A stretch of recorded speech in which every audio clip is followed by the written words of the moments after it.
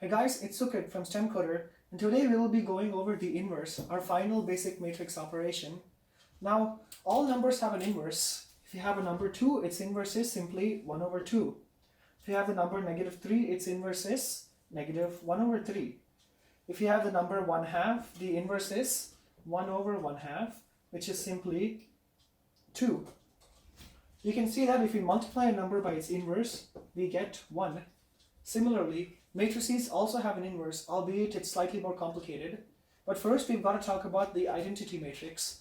In other words, the matrix equivalent to the number 1. An identity matrix is as follows. It's a square matrix whose diagonal from the top left to the bottom right is all 1s and all other values are 0s. This is an identity matrix. This is an identity matrix. And this is a generalized form for an identity matrix. This diagonal consists of all 1s and all other values are 0. When we multiply a matrix by its inverse, and by the way, the inverse of a matrix is denoted by the superscript -1, we end up with the identity matrix as the product.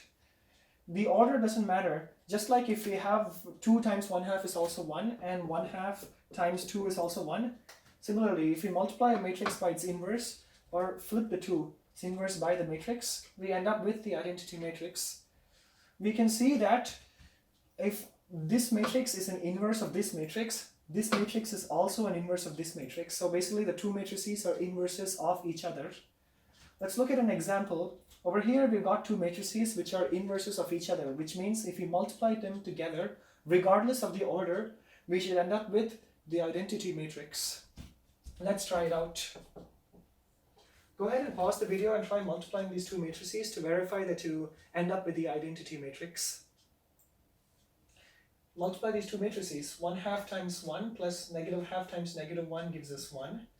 1/2 times 1 plus -1/2 times 1 is 0.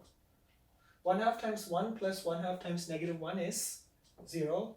And 1/2 times 1 plus 1/2 times 1 is 1. This is the identity matrix. Now, go ahead and pause the video, try flipping the order of these two matrices, multiply them together, and verify that you end up with the same identity matrix. Once again, try this out. 1/2, -1/2, 1/2, 1/2 times the matrix, 1, -1, 1, 1, should give us 1 times 1/2 plus 1 times 1/2, 1, 1 times -1/2 plus 1 times 1/2, 0, -1 times 1/2 plus 1 times 1/2, 0.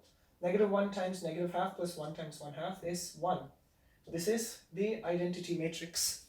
You can clearly see that the identity matrix is the matrix equivalent of the number 1. And when we multiply a matrix by its inverse, we get, naturally, the identity matrix. Now, you may have realized by now, but not all matrices are invertible. First and foremost, a matrix must be square in order to be invertible. We can kind of see this by using the matrix dimensions. Let's say I have an m by n matrix, and I multiply it by its inverse. Now, I don't know the dimensions of the inverse, so I'm just going to put a question mark. But when we multiply a matrix by its inverse, we know for a fact that the result must be an m by something matrix. An m by something matrix, because remember, this number is going to be the first dimension of our product.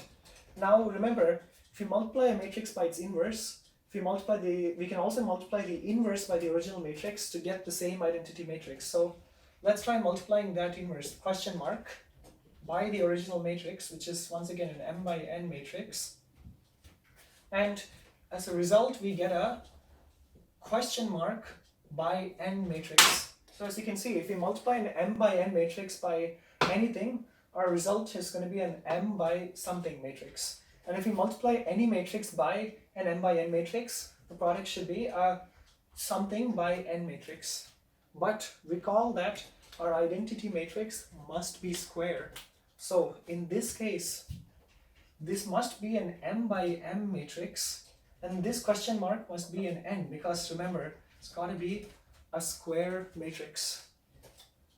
You can see that this matrix and this matrix must be the same, because you can see here, if you multiply a matrix by its inverse, or if you flip the order, we end up with the exact same identity matrix. So if m by m and n by n are the same dimensions, then m must equal n. It must be that if I want to take the inverse of a matrix, the number of rows, basically the m, must equal the number of columns, the n. Now, not all square matrices have an inverse. Just take this matrix for example, 1, 1, 0, 0. No matter what I do, I cannot find the inverse. It is a square matrix, but it does not have an inverse. In future videos, we will go over exactly how to find the inverse and how to check if a matrix is invertible or not. But for now, it's important that you understand that the identity matrix is the matrix equivalent to the number 1. And if I multiply a matrix by its inverse, I end up with the identity matrix. Thanks for watching, and I look forward to seeing you in the next video.